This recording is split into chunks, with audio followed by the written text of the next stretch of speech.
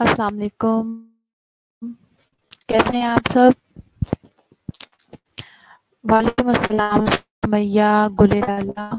आवाज़ आ रही है मेरी बेटा? वालेकुम अस्सलाम हतीजा। मुझे प्लीज़ बताएं, आवाज़ आ रही है मेरी? क्लियर आवाज़ है?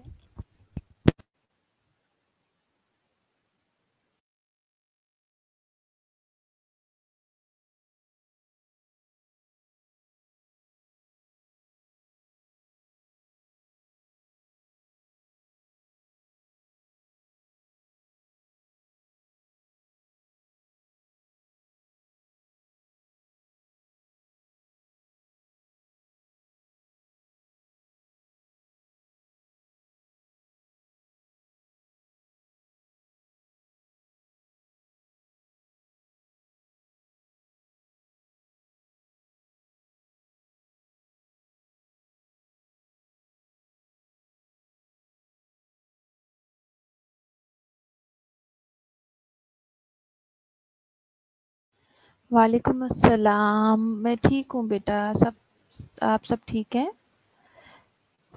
क्यों जेनिफर, आवाज़ क्यों नहीं आ रही मेरी? किसी को नहीं आ रही बेटा मेरी आवाज़ क्या? अब आ रही होगी। और वीडियो अभी लेक्चर अपलोड हो जाता है। हमने मॉडरेटर से रिक्वेस्ट की है हमारा लेक्चर अपलोड कर दें, वो लेक्चर अपलोड कर देती हैं तो फिर आपको स्लाइड्स भी शो होना शुरू हो जाएंगी। वालेकुम अस्सलाम मुबीन। जल्दी जल्दी से आ जाइए बेटा। You are just 14 students. जल्दी जल्दी से आ जाइए, ज्वाइन कीजिए ताकि हम अपना लेक्चर स्टार्ट करें।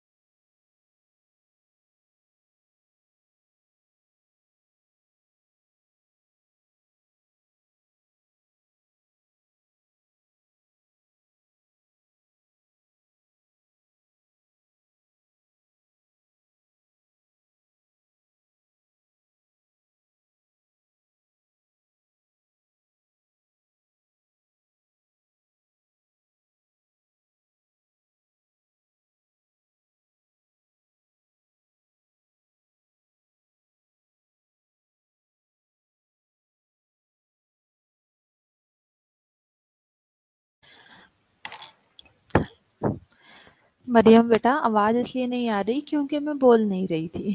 I was waiting for the lecture. चलें। अ, अभी भी बहुत कम स्टूडेंट्स हैं।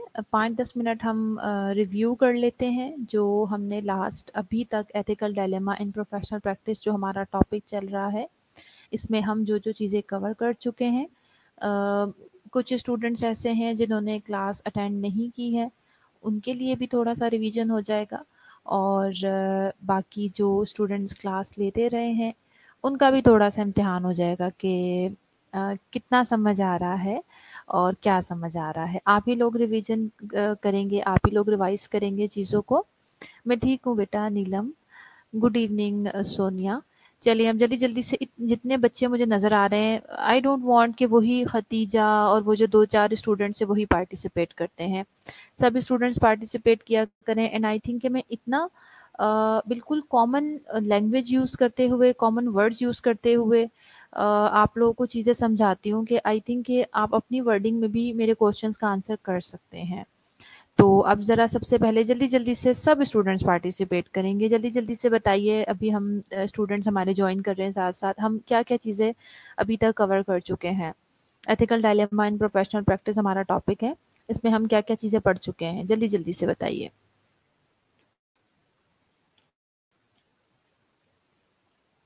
देखते हैं कितने बच्चे हैं जो सिर्फ़ बोल देते हैं कि जी मैम समझ आ रही है, सब समझ आ रही है, बहुत अच्छे से समझ आ रही है, और कितने स्टूडेंट्स हैं कि जिनको वाक़ई कुछ जो है समझ आ रही होती है।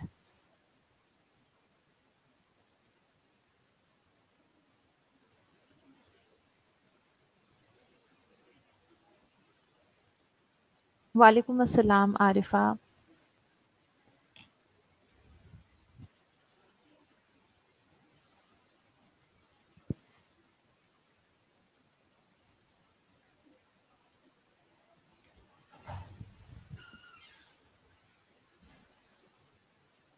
जल्दी जल्दी से आ जाइए बेटा, 5 मिनट बहुत होते हैं बस रेस्ट के लिए।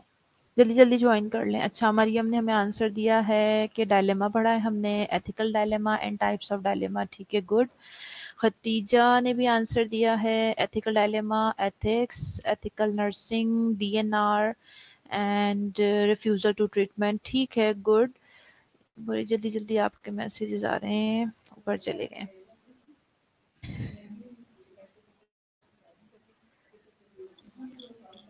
जी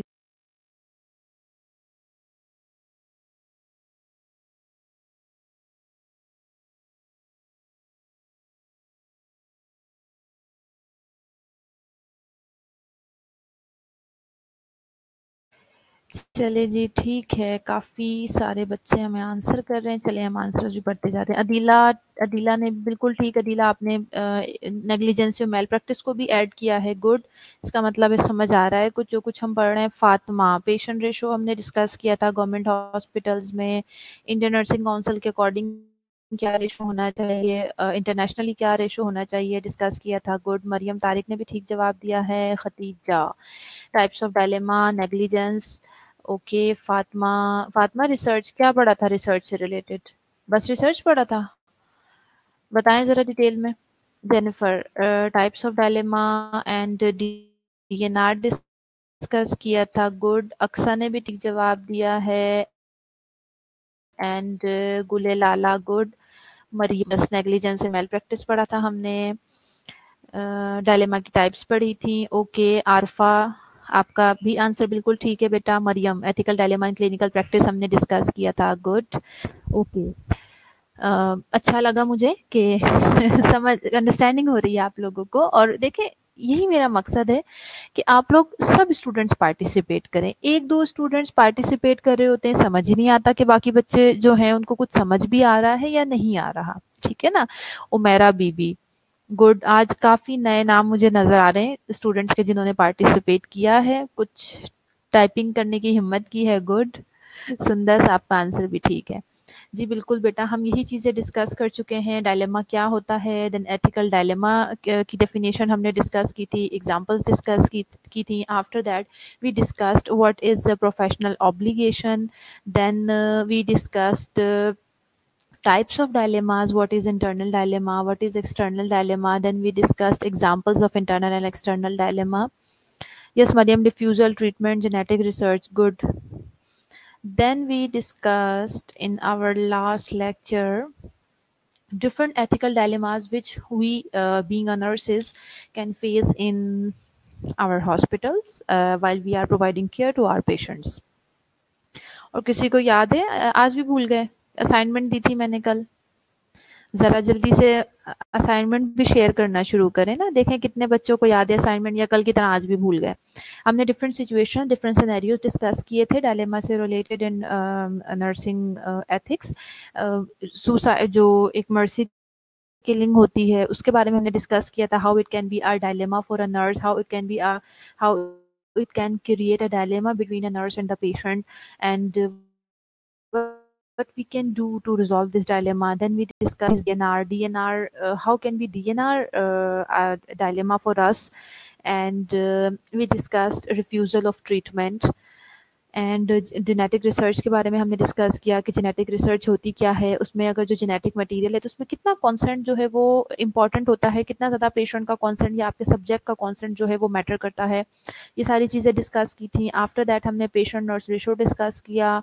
जो हमारे सब्जेक्ट्स हैं, जो हमारे पेशेंट्स हैं, उनकी रिसर्च में पार्टिसिपेशन को हमने डिस्कस किया कि उनका कॉन्सेंट होना ज़रूरी है, प्लस कॉन्सेंट के साथ साथ रिसर्च के जो भी कॉन्सिक्वेंसेज हो सकते हैं, बैड कॉन्सिक्वेंसेज हो सकते हैं, कोई मेडिसिन यूज़ कर रहे हैं तो उसकी इंडिकेशंस क्या होंगी, ये सारी चीज़ें हम we should explain all these things to our subject, to our patient.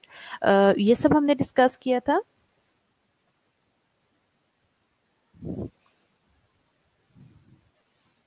Okay ji. Then हमने एक नेक्स्ट जो हमारा सब टॉपिक था, ऑब्जेक्टिव था हमारा, we started that what is negligence and malpractice. अच्छा जी, मुझे एक स्टूडेंट ने बिल्कुल, अदीला यू आर राइट, मैंने आपको बिल्कुल ये एक छोटा सा असाइनमेंट दिया था कि तमाम स्टूडेंट्स अपनी मेल प्रैक्टिसेस और नेग्लिजेंस जो हम वार्ड एरिया में करते हैं, या फिर हमसे सम टाइम हो जाती है, आपसे कोई मिस्टेक हो गई या फिर आपने ऑब्जर्व किया, उसकी examples I just asked you to share with me. तो कितने स्टूडेंट्स हैं जो इस वक्त कोई भी छोटी मोटी नेग्लिजेंस से रिलेटेड, मेल प्रैक्टिस से रिलेटेड एग्जाम्पल को मेरे साथ शेयर कर सकते हैं? तो आप प्लीज शेयर कीजिए मेरे साथ, ताकि हम पार्टिसिपेटिव वे में लर्निंग कर सकें। ठीक है अदीला, मेल प्रैक्टिस की एग्जांपल दी हैं आपने, मेडिकेशन एरर हो सकती है, try to perform procedure without training, documentation error, बिल्कुल सही एग्जांपल्स दी हैं आपने। अच्छा, इसके अलावा एक और असाइनमेंट थी इसी लेक्चर से रिलेटेड, सोचें ज़रा, वो भी सोचें। Waste management error, yes Gulelala you are right. Then we discussed के नेग्लिजेंस और मेल प्रैक्टिस, बेसिकली इसमें डिफरेंस क्या होता है। Intention is the main difference between negligence and malpractice. Definitions हमने पढ़ी थी नेग्लिजेंस की, एग्जांपल्स डिफरेंट हमने पढ़ी थी, और हमने आपको पढ़ा दिया। Then we started common areas of negligence and nurses liability. We started के वो कौन कौन से एरियाज हैं, वो कौन कौन से नेग्लिजेंसेज हैं, कौन कौन से मिस्टेक्स हैं जो नर्सेज कर सकती हैं while providing care to the patients, और उन सब, ठीक है ओके, नेग्लिजेंस तो हो गई, बट अब now what is the responsibility of the nurses, for which responsible nurses are responsible or nurses are liable। तो अब हम कॉमन एरियाज हमने स्टार्ट किए थे, आई थिंक सिर्फ एक ही एरिया हमने डिस्कस किया था, तो अब हम इन तमाम एरियाज को डिस्कस कर लेते हैं। अच्छा, खदीजा ने आंसर किया है, एथिकल डायलेमा और नेग्लिजेंस मेल प्रैक्टिस की एग्जांपल दें। हाँ बिल्कुल बेटा, सेकंड यही आपकी असाइनमेंट थी कि एथिकल डायलेमा जो है उससे रिलेटेड भी मैंने आपसे कहा था कि if you ever had any experience about any type of ethical dilemma which you have faced while providing care to the patient in your hospital, तो वो आप मेरे साथ डिस्कस करें। Umera, medicine dispensing error by pharmacy, okay. Adila, fall of patient, good, very good example. Absconding patient, child abduction, foreign object left near patient, inpatient, okay, inpatient, yes exactly, good, अच्छी examples दी हैं दीला आपने। I appreciate के जो भी आपके पास जो knowledge है बेटा, आपका जो एक्सपीरियंस है, I just want everyone to share their experience to improve my knowledge. Simply हम सब एक दूसरे से, हम एक दूसरे से अंडरस्टैंड, एक दूसरे से चीज़ों को सीखते हैं, अंडरस्टैंड करते हैं। आप कुछ एग्जांपल्स शेयर करेंगे, आपके जो फेलोज हैं उनकी लर्निंग ज़्यादा बढ़ेगी, मेरे साथ आप शेयर करेंगे, मेरी लर्निंग इम्प्रूव होगी। तो सिंपल, प्लस आप सबकी अंडरस्टैंडिंग बढ़ेगी, आप सबकी जो देखिए जो भी चीज़ें होती हैं, बुक्स को पढ़ लेना या फिर लेक्चर को ले लेना, उससे इतनी ज़्यादा अंडरस्टैंडिंग नहीं होती जितनी आप खुद पार्टिसिपेट करके चीज़ों को लर्न करते हैं। सो मेरा सिर्फ यही मकसद है कि हम चीज़ों को अच्छे से अंडरस्टैंड कर सकें, अच्छे से सीख सकें। खतीजा ने हमें एग्जांपल दी है, tell a lie to the patient about his diagnosis and negligence may left a harm thing near the patient, not follow 5 rights, yes 5 rights of medication, okay। Now liabilities nurses की हम देख लेते हैं, हमने कल discuss किया था, failing to properly monitor, that if nurse is he or she is unable to properly monitor the condition of the patient, and obviously अगर वो उसकी कंडीशन को प्रॉपरली मॉनिटर ही नहीं कर सकेगी, then obviously she or he will not be able। So this is a very big negligence, a huge negligence, because you know कि what is the basically what we are basically doing with the patients, हम continue patients के साथ क्या कर रहे होते हैं। देखिए डॉक्टर्स हैं, राउंड कंसल्टेंट्स हैं, राउंड करते हैं पेशेंट की कंडीशन, डॉक्टर्स को हर चीज़ कौन बता रहा होता है? हम nurses, we are continuously with our patient on to 24 hours on duty, we are with our patient. What is the main purpose of our self to be with our patient?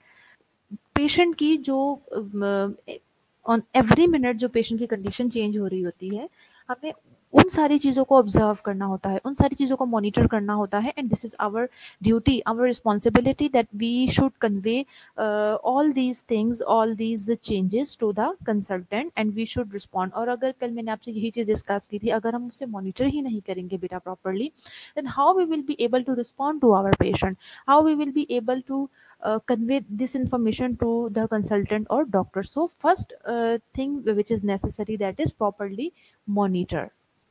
अच्छा, गजाला ने answer दिया है, IV cannula not change after 72 hours in government hospital. Yes Ghazala, good बेटा, different example आपने दी। Obviously we know the protocols कि IV cannula ठीक है, वो तो डिपेंड करता है कि अगर पेशेंट को सिंपल फ्लूइड जा रहा है, कितने गेज का कैनुला लगा हुआ है, पेशेंट को कौन सी मेडिकेशन दी जा रही है, अकॉर्डिंगली हमें पेशेंट का कैनुला चेंज करना पड़ता है। बट जो प्रोटोकॉल्स हैं, आफ्टर 72 आवर्स भी if you are not changing the IV cannula of the patient, obviously you know, आप इंटेंशनली, ये किस चीज़ के अंडर आएगा, नेग्लिजेंस के या मेल प्रैक्टिस के? ऑब्वियसली मेल प्रैक्टिस के अंडर आएगा, because you know you are intentionally harming your patient. आपको पता है you have to change the cannula, but you are not changing. So good example. Next is error in medications. Nurses are habitually tasked with administering various medications to patient. If a patient receives the wrong medication or the wrong dose of the medication, the administering nurse could be held responsible for the consequences. Another factor that comes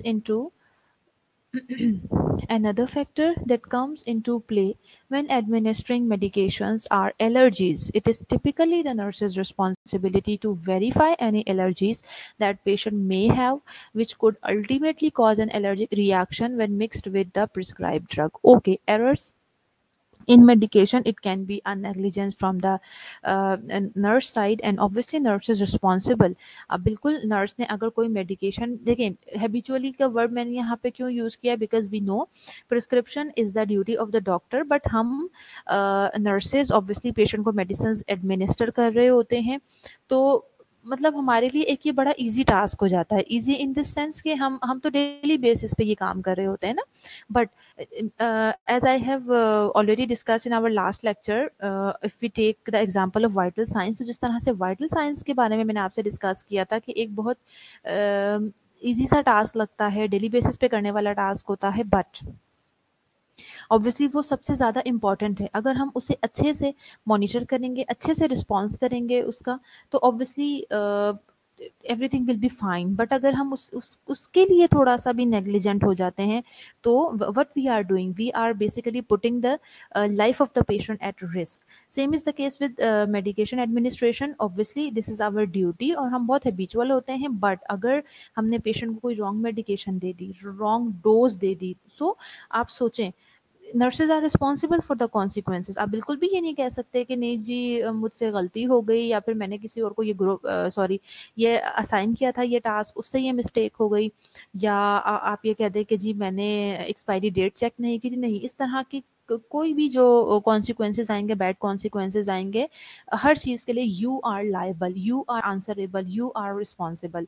second factor जो हमने यहाँ discuss किया, that is about allergy. Most important factor है। आप सब ward areas में काम करते हैं, यू ऑल नो कि हम पेशेंट को कोई भी एंटीबायोटिक दे रहे हैं, कोई भी मेडिकेशन दे रहे होते हैं, पहले सबसे पहले तो देखिए हमने असेसमेंट में ही पेशेंट से सारा, इंटरव्यू में हम पेशेंट से ये सारी चीज़ें पूछ लेते हैं, किसी चीज़ की एलर्जी है, किसी मेडिसिन से एलर्जी है। In spite of that, whenever we are administering any new medication to the patient, new in this sense कि अगर हम कोई एंटीबायोटिक शुरू कर रहे हैं पेशेंट को, तो पेशेंट हमारे पास फर्स्ट टाइम आया है, कोई नॉन एलर्जी उसके पास उसको नहीं है, but in spite of that हम पहले पेशेंट को टेस्ट डोज देते हैं। ये बात आप सबको पता है। This is the international protocol, and international protocol भी है, और प्लस ये पेशेंट की लाइफ सेविंग के लिए ये प्रोटोकॉल्स फॉलो किए जाते हैं। तो this is also responsibility of the nurse कि वो पहले पेशेंट को एडमिनिस्टर करती है टेस्ट डोज। अगर किसी भी किस्म का कोई ऐसे बैड कॉन्सिक्वेंसेस नहीं आते, पेशेंट को एलर्जी नहीं होती, एलर्जिक रिस्पॉन्स नहीं होता है, सो ओके आप एडमिनिस्टर कर सकते हैं वो मेडिसिन। लेकिन अगर कोई रिएक्शन हो जाता है, तो obviously you are liable for the after जो भी कॉन्सिक्वेंसेस आएंगे after the scenario, you are liable and you are responsible for that. अच्छा, अक्सा ने Mostly respiratory rate and pulse rate do not count but marked on chart. This is also negligence. Exactly, this is malpractice. Aqsa बेटा यही चीज़ आपको समझाने की मैंने last topic sorry इसी topic को हम पढ़ रहे थे लास्ट लेक्चर में. आई ट्राइड कि नेग्लिजेंस और मेल प्रैक्टिसेस की जब हम जनरली बात करते हैं ना वार्ड एरिया में जब हम काम कर रहे होते हैं तो हम यूजुअली इस चीज़ को आई मीन डिफ्रेंशिएट नहीं कर रहे होते. हम नेग्लिजेंस और मेल प्रैक्टिसेस को जो है बिल्कुल एक साथ लेके चल रहे होते. ऐसा नहीं है. नेग्लिजेंस और मेल प्रैक्टिसेस में बिल्कुल एग्जैक्टली दोनों में हम मिस्टेक्स कर रहे होते हैं. बट इन दोनों में जो डिफरेंस है, पढ़ाने का मकसद आपको यही है कि आपको उसका डिफरेंस पता होना चाहिए. हर वो चीज़ जो आप इंटेंशनली कर रहे होंगे, देखिए यू नो कि रेस्पिरेटरी रेट और पल्स रेट मुझे चेक करना ही करना है. हाँ, अगर आपने पेशेंट का पल्स रेट या रेस्पिरेटरी रेट चेक किया है और उसे मार्क किया है on the chart but that is wrong, so that would be negligence. But आप काउंट ही नहीं कर रहे हैं, मीन्स इंटेंशनली आप ये काम नहीं कर रहे हैं which you should do, so that is male practice. ये डिफरेंस सब बच्चों के लिए है कि सबको एक ही मिस्टेक होगी बेटा, वो ही मिस्टेक नेग्लिजेंस भी हो सकती है. That particular mistake can be your malpractice. तो ये जो एक बहुत मैं कहूँगी कि बहुत सा बारीक डिफरेंस है, जो एक वेरी थिन लाइन, वो ज़रूर सब बच्चों के माइंड में क्लियर होना चाहिए. चलें जी, रूटीन प्रोसीजर एरर्स हो सकते हैं. Nurses are expected and required to perform a variety of routine procedures such as starting an IV, drawing blood for any blood investigation, taking a patient's blood pressure, putting in catheters to the patient. While performing any procedure, nurses are liable for any negligence. देखें, अब हमारे routine procedures हैं, we know. इसके अलावा भी multiple procedures है जो हम परफॉर्म कर रहे होते हैं. पेशेंट को बैक केयर देना, पेशेंट की पोजिशनिंग चेंज करना. देखें, पेशेंट की पोजीशन जो है आपने चेंज करनी ही करनी है. अगर आपने पेशेंट की पोजीशन चेंज नहीं की और उसकी वजह से पेशेंट को बेड सोर्स डेवलप हो गए, तो ऑब्वियसली ये भी आपकी मेल प्रैक्टिस हुई ना. आपने इंटेंशनली पेशेंट को हार्म किया. You knew that your patient is bedridden, he or she need to change the to be changed the position at least every 2 hours. He or she needed back rub, back massage. आप ये सब कुछ जानते थे, intentionally आपने अपने patient को harm किया कि उसे बेड सोर्स जो हैं वो डेवलप हो गए हैं. सो इसके अलावा मल्टीपल प्रोसीजर्स हम अपने वार्ड एरियाज में परफॉर्म कर रहे होते हैं. ये तमाम लिस्ट आपको मैंने प्रोवाइड की. तो इन तमाम प्रोसीजर्स में जब हम इन प्रोसीजर्स को परफॉर्म कर रहे हैं, अगर हमसे कोई भी मिस्टेक, अब देखिए यहाँ पे हमें मिस्टेक होंगी, दोनों किस्म की मिस्टेक्स हो सकती हैं. We can be negligent, we can be malpractitioners. हमसे कोई मेल प्रैक्टिस भी हो सकती है. वी नो कि हमने कैथेटर पास करते हुए किन किन चीज़ों को फॉलो करना है. यू नो कि स्किन प्रिपेयर करना होता है हमें, प्लस उसके अलावा एसेप्टिक टेक्निक जो पूरी यानी आपकी सराउंडिंग होती है. आइडियल तो यही सिचुएशन होती है कि जब आप कैथेटर पेशेंट को पास कर रहे हैं तो ऑब्वियसली जो एरिया है उसमें आपने स्टेरिलिटी मेंटेन करनी है. इन सारी चीज़ों का आपने ख्याल रखना है. बट हम क्या करते हैं, हम इन चीज़ों का ख्याल नहीं रखते. सो ये क्या है, वी नो कि हमें क्या क्या चीज़ें फॉलो करनी चाहिए, उसके बावजूद हम नहीं रखते. That is malpractice. So in तमाम प्रोसीजर्स को परफॉर्म करते हुए हमसे कोई भी मिस्टेक हो रही है, that mistake can B negligence भी हो सकती है या फिर वो मेल प्रैक्टिस भी हो सकती है. डॉक्यूमेंटेशन मिस्टेक्स हो सकती हैं. One of a nurse's many responsibilities is to record accurate and precise documentation of the patient's condition such as vitals, medication, dosage, reaction, etc. When done improperly, the patient can suffer severe consequences, with the most extreme being death. Mistakes a nurse can make when documenting a patient's condition include inaccurately recording conditions, using incorrect abbreviations, failing to update changes in progress. देखें, documentation पहले भी मैं आपको बहुत मरतबा ये चीज़ discuss कर चुकी हूँ. One of my teacher, she always used to tell us कि आपने कोई भी काम किया है, you are working in your ward, आप अपने पेशेंट्स के साथ काम कर रहे हैं, आप सारा दिन अपने मरीज़ के साथ काम करें, you are on duty for 8 hours, आपने पूरे अपनी तरफ से फुल, यानी आपने सिंसियरिटी के साथ काम किया है, आपने एवरी 4 आवरली 6 आवरली जो भी आपकी रिकमेंडेशन थी, आपने पेशेंट के वाइटल साइंस को चेक किया है, ईच एंड एवरीथिंग, पेशेंट को आपने मेडिकेशन एडमिनिस्टर की है, but you did not write down anything on the documents of the documents or papers of your patient's file. उसके ऊपर आपने कुछ भी रिकॉर्ड नहीं किया. It means you did not do anything for your patient. आपने उस मरीज के साथ कोई काम ही नहीं किया सारा दिन. So documentation बहुत important है. आपने कोई काम किया है बट आपने डॉक्यूमेंट नहीं किया, इट मीन्स कि आपने उस पेशेंट के साथ कोई भी काम नहीं किया. सो डॉक्यूमेंटेशन बहुत इंपॉर्टेंट है. जितना ज़्यादा डॉक्यूमेंटेशन इंपॉर्टेंट है उसी तरह से डॉक्यूमेंटेशन का एक्यूरेट होना बहुत इंपॉर्टेंट है. ये मैंने आपके साथ डिस्कस किया कि documentation mistakes can be our negligency और आवर मेल प्रैक्टिस. जब आप डॉक्यूमेंट कर रहे होते हैं चीज़ों को तो मे बी आपने पेशेंट की कंडीशन कुछ ऑब्जर्व की, लिखी कुछ, आपने एब्रीविएशंस आपने इनकरेक्ट यूज़ किए हैं, या फिर पेशेंट की कंडीशन में चेंजेस आ रही थी, पेशेंट इम्प्रूव कर रहा था, लाइक एक टेम्परेचर के साथ पेशेंट था, पेशेंट को 103 104 फीवर था, उसको स्पंजिंग किया आपने, अगर कोई प्रिस्क्राइब मेडिकेशन थी वो दी, आफ्टर 1 or 2 आवर्स उसका जो टेम्परेचर है वो फॉल डाउन कर गया, वो बेटर हो गया. बट अगर आपने उसकी प्रोग्रेस को उसके डॉक्यूमेंट्स के ऊपर, उसकी फाइल के ऊपर मार्क नहीं किया, so these are your documentation mistakes. It means आपने कुछ भी नहीं किया. सो डॉक्यूमेंटेशन मिस्टेक्स जो हैं उनके लिए भी नर्सेज लाइबल हैं, रिस्पॉन्सिबल हैं, और चीज़ें हैं उन्हें बहुत अच्छे तरीके से करेक्टली जो है डॉक्यूमेंट करना ज़रूरी होता है.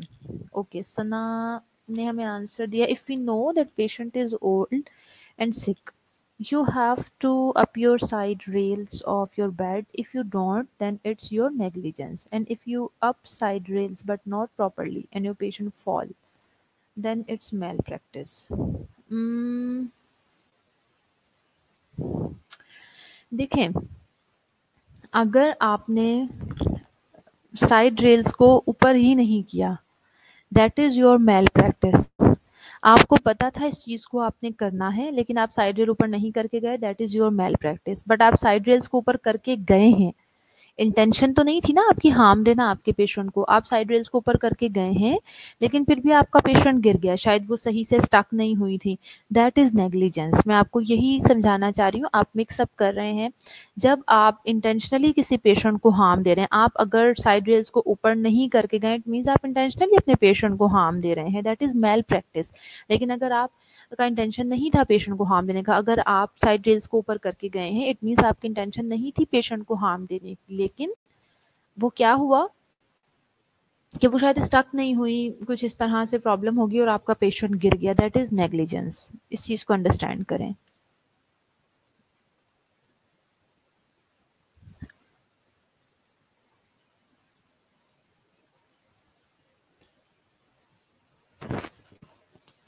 Failure in patient's care.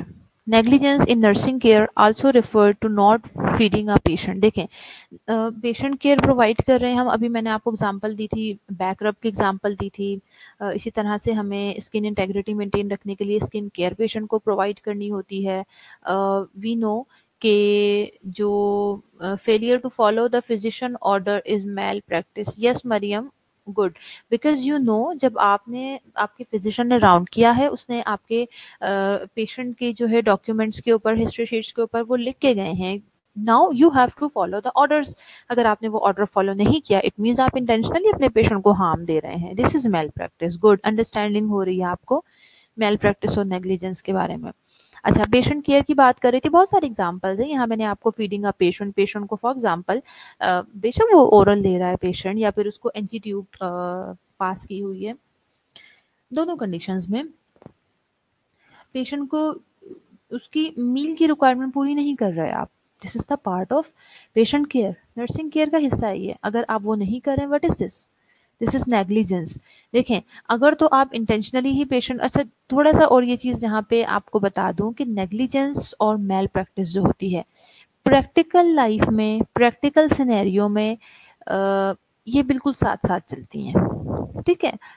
लेकिन जब हम बुकिश लेवल के ऊपर आते हैं तो we we got to know कि नेग्लिजेंस और मेल प्रैक्टिस में एक जो माइन्यूट सा डिफरेंस है वो है क्या।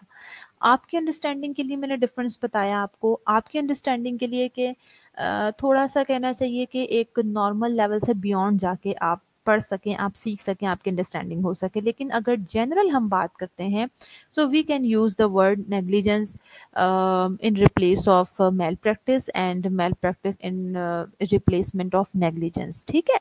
तो नेग्लिजेंस ये है कि आप आपका पेशेंट है, कोई भी नर्सिंग केयर आपने प्रोवाइड करनी है पेशेंट को, पेशेंट की पोजीशन चेंज करवानी है, पेशेंट को बैक मसाज प्रोवाइड करना है, पेशेंट का हेड वॉश करना है, पेशेंट की फीडिंग है, ये सब नर्सिंग केयर का हिस्सा है। पेशेंट की केयर ज़रूरतें हैं पेशेंट की, ठीक है जी। तो अगर ये केयर आप प्रोवाइड नहीं कर रहे हैं पेशेंट को, then even then nurses are liable for this. Failure about life support equipment condition. Failing to ensure that all life support equipments are in proper working condition. When a nurse makes an error in this area or fails to provide the patient with an appropriate amount of care, that nurses can be liable for malpractice. I think okay, ठीक है, चलें जी। ये एक और बहुत ही important issue है, बहुत ही like मैं कहूँगी कि this is also life saving point. You all know, you are working in hospital, जो भी whether you are working in your general wards में काम कर रहे हैं, आईसीयूज में काम कर रहे हैं, ज़रूरी नहीं है आप कार्डिक आईसीयूज में काम कर रहे होंगे या आईसीयू में काम कर रहे होंगे। ऐसे ही कंडीशन में जो आपके लाइफ सपोर्ट इक्विपमेंट है, अच्छा चलें जल्दी जल्दी से ज़रा शेयर करें मेरे साथ, what are the life support equipments? You all are working in a hospital. Now I need some names of equipment from your side. What are the life support equipments used in ward areas? जल्दी जल्दी से बताइए।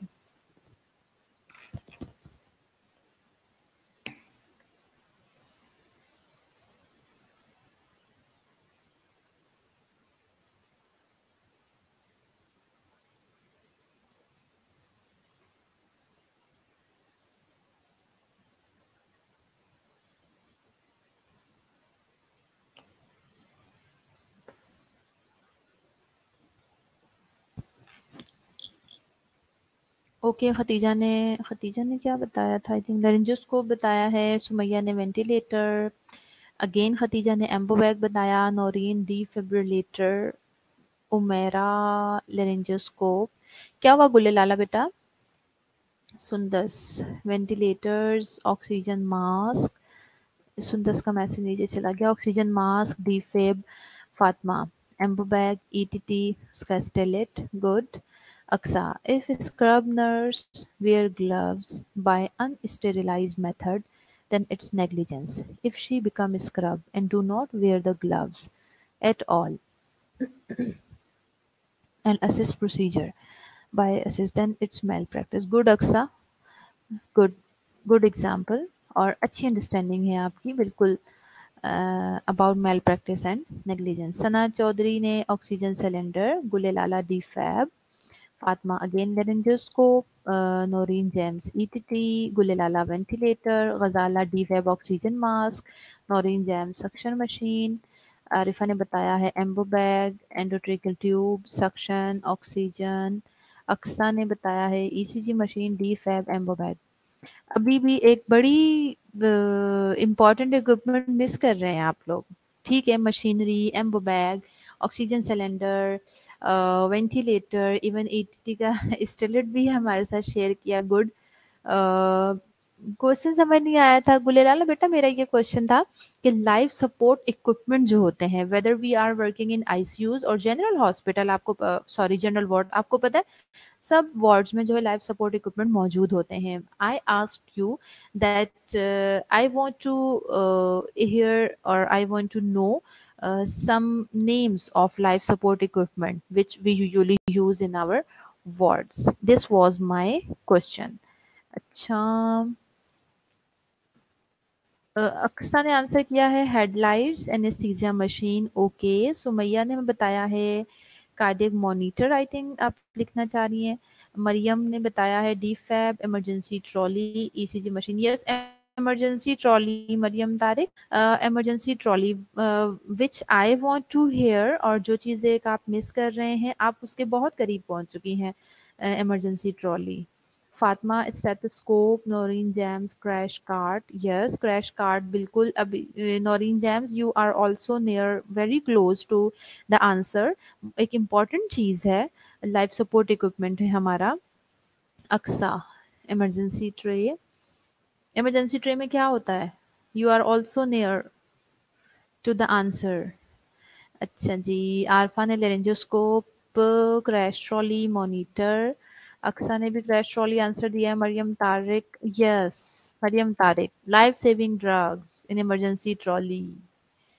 This was the answer which I was waiting for. Khatija Abdullah, life saving medicine, yes. Gulelala, glucometer and BP apparatus, yes. Glucometer, very necessary.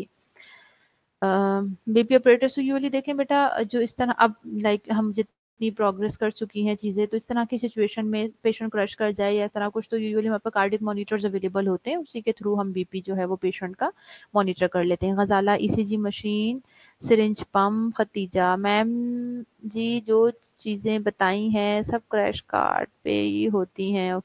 Yes बेटा Khatija, you are right. I know कि crash card के ऊपर ही होती हैं. I just wanted to hear कि आप medicine, जो लाइफ सेविंग हमारी मेडिसिन होती हैं, उससे आप मिस कर रहे थे. मेडिसिन तो देखें फिर बहुत सारी होती हैं, हम उस डिटेल में नहीं जाएंगे, but you were missing medicine, तो इसलिए. IV branula, okay Sumaiya and Aksa ने फिर जवाब दिया हमें लाइफ सेविंग ड्रग. जेनिफर ने बताया. खतीजा, मैंने बताई है जी. खतीजा, बिल्कुल आपने भी बताई है मेडिसिन.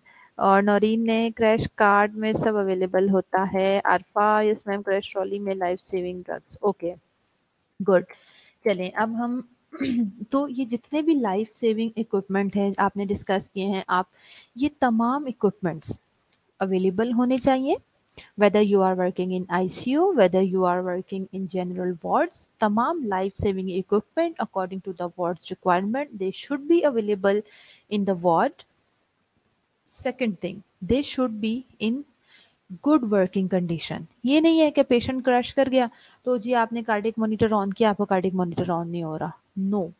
और आपको ये भी मालूम होगा, सेकंड इंपॉर्टेंट थिंग, कि ये जो भी चीज़ें होती हैं हमारी लाइफ सेविंग, जितने भी हमारे इक्विपमेंट्स होते हैं, इन सब की प्रॉपर डॉक्यूमेंटेशन होती है कि हर ड्यूटी में इन्हें जो भी कंसर्न्ड लोग होते हैं उन्हें बुला के, जो भी देखिए ये डिफरेंट हॉस्पिटल की अपनी अपनी पॉलिसी होती है. एक तो जो लोग भी हॉस्पिटल्स में ऑन ड्यूटी होते हैं उन सबकी ड्यूटी होती है कि अपनी अपनी, when we are doing handing taking, उस वक्त ये तमाम चीज़ें जो हैंड ओवर कर रहा है उसके सामने भी और जो टेक ओवर कर रहा है उसके सामने भी they should be in good working condition. तो ये रिस्पॉन्सिबिलिटी होती है मोर स्पेसिफिकली जो टेक ओवर कर रहा है चीज़ों की, उसको कि वो हर चीज़ को ऑन करके उनकी प्रेजेंस में चेक करें. सेकेंडली, हर हॉस्पिटल का अलग अलग प्रोटोकॉल होता है कि जो हॉस्पिटल साइड से मेंटेनेंस डिपार्टमेंट के लोग होते हैं उन्हें बुलाया जाता है, वो चेक करते हैं और आफ्टर दैट जो है उसे चेक करने के बाद एक प्रॉपर रजिस्टर हो या जो भी प्रोटोकॉल है आपका, आप सॉफ्ट में चीज़ों को रखते हैं या फिर हार्ड फॉर्म में रखते हैं, उन सारी चीज़ों को उसके ऊपर राइट डाउन किया जाता है प्रॉपर. ठीक है बेटा, तो उनका प्रॉपर कंडीशन में होना प्लस उनकी प्रॉपर केयर होनी चाहिए, उनकी डॉक्यूमेंटेशन होनी चाहिए, ये सारी चीज़ें बहुत ज़रूरी हैं. अच्छा, आपके जो पार्टिसिपेशन है उसे भी बिल्कुल आई do really respect and give importance, so I should read your comments. ठीक है, ये हमने पढ़ लिया था. जी जी बिल्कुल खतीजा, यही मैं आपको बता रही थी कि डेली चेक होते हैं. आरफा ने भी कहा है कि मैम चार्जिंग और प्रॉपर वर्किंग कंडीशन में होना चाहिए. गुड. अक्सा ने कहा है सोलो कॉर्टिफ अवेलेबल. अब अगर हम मेडिसिन की बात करें तो एग्जैक्टली सोलो कॉर्टिफ होना चाहिए, एविल होना चाहिए, बिकॉज आपको पता है पेशेंट अगर कोई उसको एलर्जिक रिस्पॉन्स हो जाता है बॉडी का, तो उसमें हमें ये मेडिसिन यूज़ करना पड़ती है. एड्रेनालिन, नॉर एड्रेनालिन, डोपा, डुबुटामीन, ये सारी चीज़ें क्या है आपके एड्रेनर्जिक कार्डिनर्जिक इनकी एक्टिविटीज़ होती हैं. यस आरफा, यही मैंने आपसे कहा कि ओवर के वक्त, हैंडिंग टेकिंग के वक्त इन चीज़ों को हमें इंश्योर करना होता है. मरियम तारिक ने बताया है, आपने भी यही कहा है बेटा. यस, ये नर्सेज की रिस्पॉन्सिबिलिटी है हैंडिंग टेकिंग के वक्त इन चीज़ों का ख्याल रखें. चलें जी, अब हम थोड़ा सा एथिकल डिसीजन मेकिंग देख लेते हैं. वैसे तो देखें, डिसीजन मेकिंग आप सबने पढ़ा है, प्रॉब्लम सॉल्विंग आप सबने पढ़ा है, डिफरेंट चीज़ें होती हैं, डिफरेंट स्टेप्स होते हैं, हम पढ़ते हैं, चीज़ें वही होती हैं बेटा। अल्टीमेटली बस थोड़ा सा थोड़ा सा डिफरेंस होता है, कॉन्सेप्ट क्लियर होना चाहिए about decision making, about problem solving. अभी हमने डिस्कस कर लिए तमाम जो एरियाज हो सकते हैं जो nurses can face, and nurses are responsible liable for their negligences and malpractices. अब हम ethical decision making को discuss कर लेते हैं. Before making decisions, a nurse has to analyze all the preliminaries, think systematically, and use a standard model developed by Thirona and Hellero called as the moral model for ethical decision making. किसी भी decision देखें, अब dilemma आ गया है तो अब बैठ तो नहीं ना जाना डायलेमा को लेके। Obviously we have to make the decision. कोई भी डायलेमा है, इंटरनल डायलेमा है, external dilemma, even internal dilemma भी है, तब भी we have to make a decision. उस डायलेमा मैंने आपको क्या बताया कि वो एक सिचुएशन है जिसमें हमारे पास अनडिजायरेबल ऑल्टरनेटिव मौजूद होते हैं। We have to choose one undesirable, although that is undesirable, but even then we have to choose one. So choose इसी तरह से तो नहीं कर लिया जाएगा ना। और अगर when we are facing external dilemma तो ऑब्वियसली उसमें नर्सेज इन्वॉल्व हैं, उसमें पेशेंट इन्वॉल्व हैं, उसमें पेशेंट की अटेंडेंट इन्वॉल्व हैं, उसमें आपकी होल ऑर्गेनाइजेशन की रेपो इन्वॉल्व है। So ultimately you have to make a decision. जब भी आपने कोई डिसीजन मेकिंग करनी है, सबसे पहले नर्स को चाहिए, क्या उसकी रिस्पॉन्सिबिलिटी है कि वो सबसे पहले जितने प्रिलिमिनरीज हैं सबसे पहले उन्हें एनालाइज कर ले और सिस्टमैटिकली सोचें, रैंडम नहीं। डिसीजन मेकिंग सिस्टमैटिक प्रोसेस है। अगर हम ये तो मैं आपको एथिकल डिसीजन मेकिंग से रिलेटेड एक मॉरल मॉडल पढ़ा रही हूँ। जनरली भी आप लीडरशिप मैनेजमेंट में पढ़ेंगे डिसीजन मेकिंग। जनरली भी आप डिसीजन मेकिंग की बात करें तो डिसीजन मेकिंग एक सिस्टमैटिक प्रोसेस है। वो स्टेप बाय स्टेप मूव करते हैं। उसमें हम ये नहीं होता कि फर्स्ट स्टेप से हम लास्ट फोर्थ स्टेप के ऊपर चले गए फिर हम सेकंड स्टेप के ऊपर आगे, नहीं, ऐसा कुछ नहीं होता। तो आपने जब चलना ही स्टेप बाय स्टेप है, so you should think systematically, सोचे भी सिस्टमैटिकली। ठीक है बेटा। और जो मॉडल हम यहाँ पे डिस्कस करेंगे that is called moral model for ethical decision making. Mariam Tariq ने बताया है ये सब over to over hand over होती हैं। So it's a nurse's responsibility to check the maintenance at the time of over. Exactly यही मैंने आपसे डिस्कस किया कि आप बाद में ब्लेम नहीं कर सकते। शाम को आपकी ड्यूटी स्टार्ट होगी, 2 घंटे बाद पेशेंट क्रश कर गया, आपका कार्डियक मॉनिटर जो है वो वो ऑन नहीं हो रहा, आप लेरेंजियोस्कोप आपने उसके अंदर जो है ना सेल वेल डाले, आपने उस ऑन किया, उसकी जो है सेल ख़त्म थे, उसकी लाइट फ्यूज थी। तो अब आप ये नहीं कह सकते कि जी मैं तो अभी 2 घंटे हुए मुझे, मैं ड्यूटी पे आई हूँ, मैंने तो चीज़ यूज़ ही नहीं की, इट मीन्स के ये मुझसे तो ख़राब नहीं हुई। No, you are responsible, you are liable, this was your duty, you are responsible के at the time of over. आप जितने भी कोई आपको कहता है कि हाँ जी चीज़ें ठीक है knowledge, no, you have to be safe, you have to make your side safe. उसके लिए बेस्ट किया है कि आप कहें नहीं जी मैं तो पहले आपकी प्रेजेंस में इस चीज़ को चेक करूँगा, then I will do it. Okay, so ये चीज़ बहुत ज़रूरी है। Steps involved in ethical decision making are as follows. M for identify the members involved in ethical dilemma. सबसे पहले हमने जितने भी इम्पॉर्टेंट मेंबर्स हैं किसी भी पर्टिकुलर एथिकल डायलेमा, उस डायलेमा जिसे हमने रिजॉल्व करना है, सबसे पहले इम्पॉर्टेंट मेंबर्स उसका आइडेंटिफाई कर लें।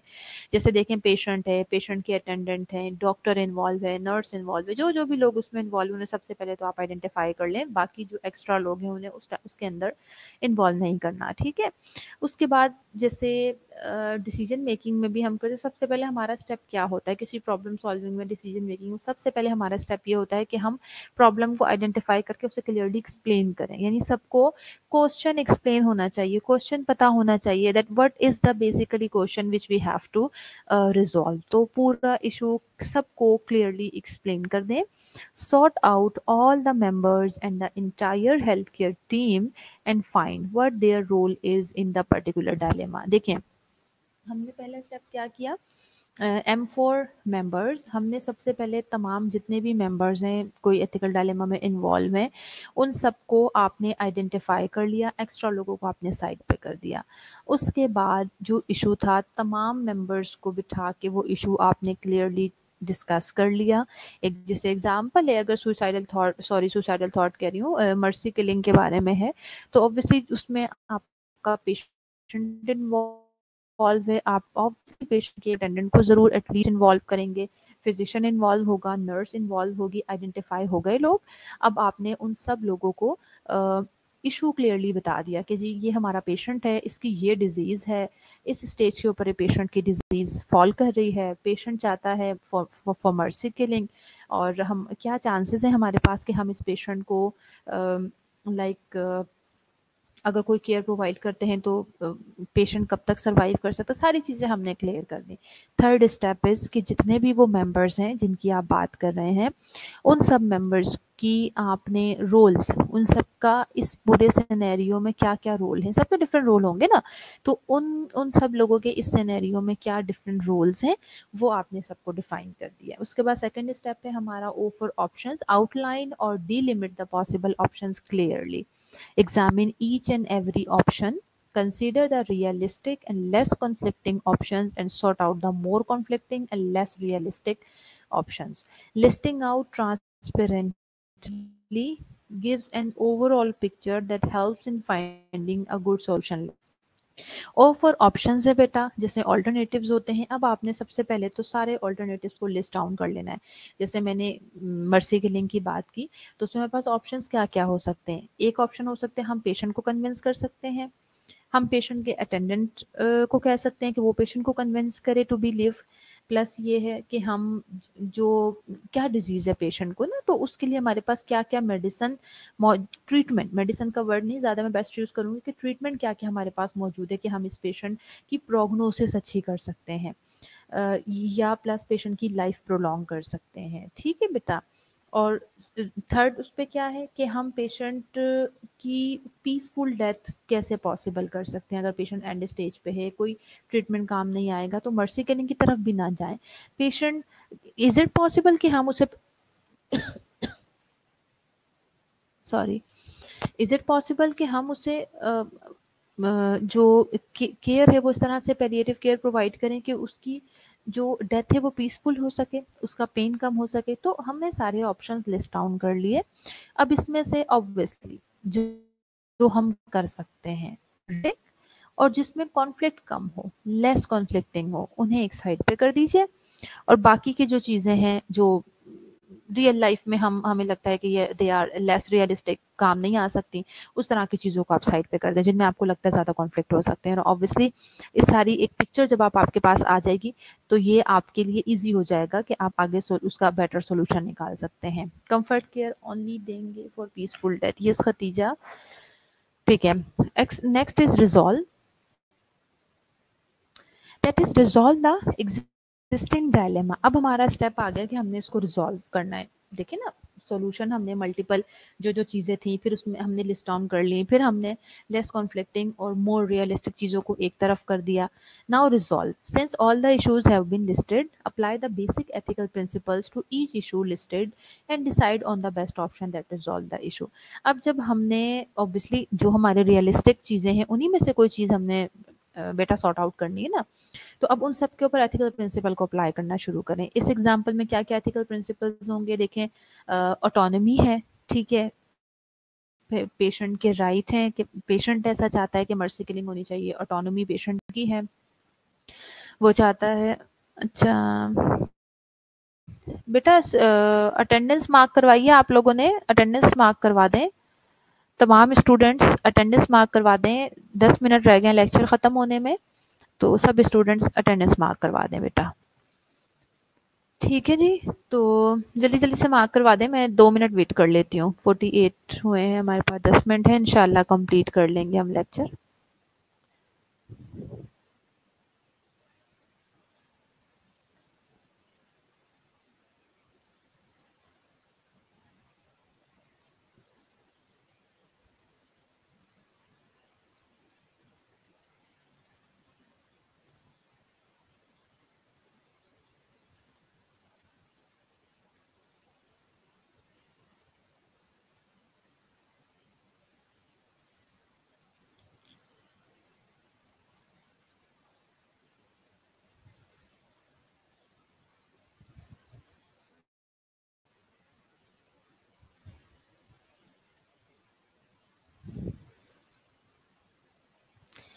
चलिए, आई थिंक हो गई है अटेंडेंस, साथ-साथ आप मार्क करवा दीजिएगा।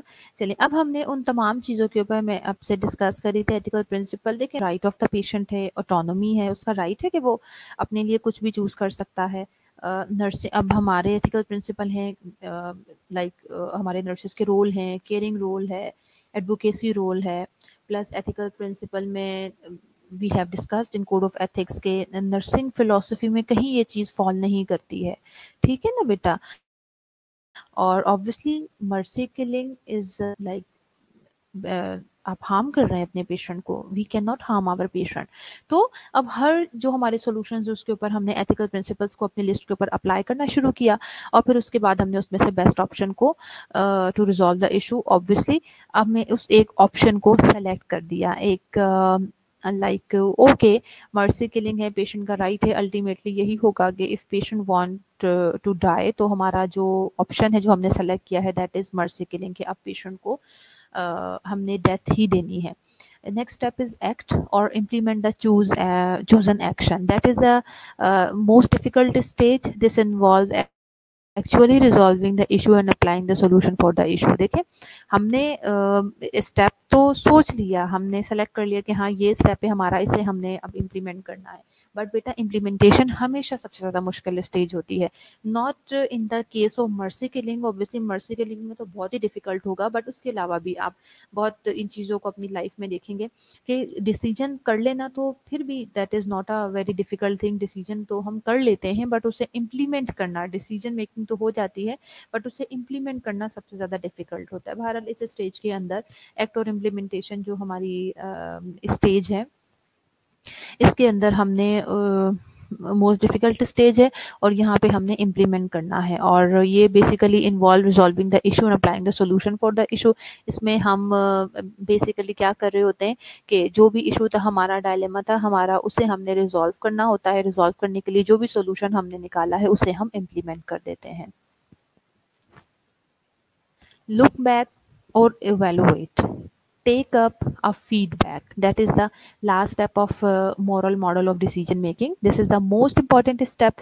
Check whether the applied decision has achieved its goal or not.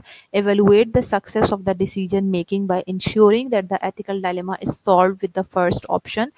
If not, choose the second option. The process is repeated with all options until the issue is resolved. देखें, जो last ये step है हमारा, that is look back, यानी evaluate करना। You all no कि decision making हो गया, कम्युनिकेशन हो गया, प्रॉब्लम सॉल्विंग हो गई, ये तमाम वो चीज़ें हैं एवेलुएशन के बगैर they are incomplete.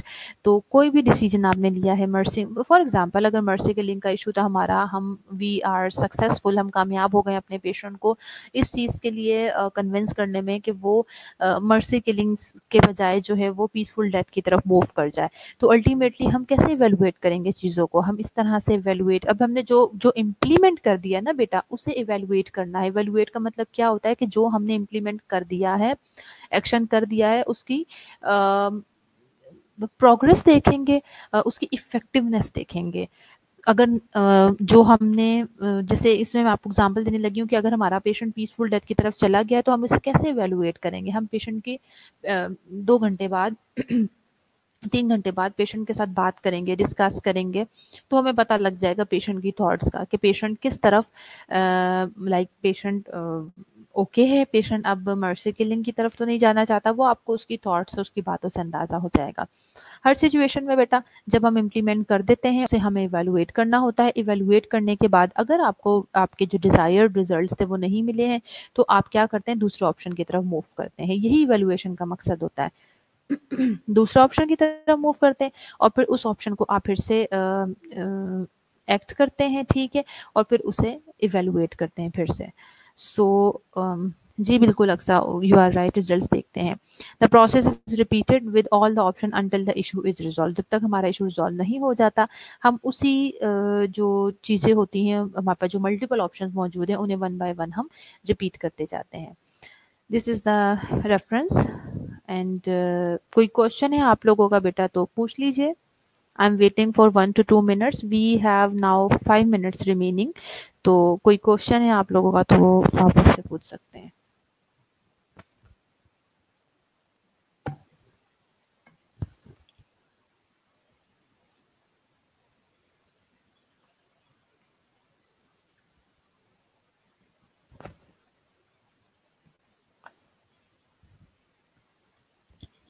Thank you Khatija, most welcome बेटा। मरियम तारिक, मरियम अंडरस्टैंडिंग हो रही है बेटा? नर्सिंग एथिक्स जो हम पढ़ रहे हैं समझ आ रहा है? अच्छा, अब कुछ एक दो अनाउंसमेंट्स हैं, जल्दी से सुन लीजिए। इंशाल्लाह फ्राइडे को हमारा लेक्चर होगा नर्सिंग एथिक्स का, और हम न्यू टॉपिक जो है वो स्टार्ट करेंगे। Okay Aqsa, good, most welcome Sonia. एक तो हम नया टॉपिक स्टार्ट करेंगे बेटा, और प्लस सेकंड टेस्ट है आपका। एक टेस्ट आप लोग दे चुके हैं, एक और टेस्ट इंशाल्लाह मैं प्लान कर रही हूँ। इंट्रोडक्शन टू नर्सिंग एथिक्स और नर्सिंग प्रिंसिपल और थ्योरीज का टेस्ट हो चुका है। थर्ड किस टॉपिक का टेस्ट होना चाहिए? किस टॉपिक का टेस्ट होना चाहिए? अब टेस्ट की डेट एलएमएस के ऊपर भी पोस्ट कर दूंगी मैं अनाउंसमेंट के साथ। इंशाल्लाह आई विल ट्राई, ग्रुप में भी मैं आपके साथ कम्युनिकेट करती रहती हूँ, ग्रुप में भी आपको बता दूंगी। बट बी प्रिपेयर, इट्स जून, जुलाई के फर्स्ट और सेकंड वीक में मैक्सिमम, यस फर्स्ट तो नहीं, प्रॉब्ली सेकंड वीक में, बट एग्जैक्ट डेट मैं आपके साथ शेयर कर लूंगी। तो आप सब जो हैं प्रिपेयर रहें फॉर टेस्ट सेकेंड वीक। फिर ये ना कहिएगा कि हो सकता है मैं एक दिन पहले आपको बताऊं कल आपका टेस्ट है, तो आप सब प्रिपेयर रहें। वैसे नेक्स्ट टॉपिक हमने क्या पढ़ा था? I think code of ethics ही पढ़ा था हमने नेक्स्ट टॉपिक ना, उसके बाद नहीं, हमने कॉन्फिडेंशियलिटी एंड इन्फॉर्म्ड कंसेंट भी तो पढ़ा है, वो भूल गए आप लोग? थर्ड टॉपिक हमारा कॉन्फिडेंशियलिटी और इन्फॉर्म्ड कंसेंट पढ़ा था हमने। साथ ले लें code of ethics and ethical dilemma ले लें। अच्छा, एथिकल डायलेमा का टेस्ट कर दें। अच्छा, ज़्यादातर स्टूडेंट जो है ये करंटली हमने टॉपिक पढ़ा है इसमें इंटरेस्टेड है। चलिए ठीक है, इंशाल्लाह मैं आपके साथ ग्रुप में कम्युनिकेट कर लूँगी। स्टूडेंट्स के भी फीडबैक मेरे पास आ गए हैं, I will decide and will communicate to you, ठीक है? आप लोग सब अपना बहुत ख्याल रखिए। इंशाल्लाह नेक्स्ट लेक्चर में जो है हम नया टॉपिक स्टार्ट करेंगे, साथ साथ चीज़ों को पोस्ट रीड कर लिया करें। Take very good care of yourself. इंशाल्लाह नेक्स्ट क्लास में फिर हमारी मुलाकात होगी। टिल देन, अल्लाह हाफिज़।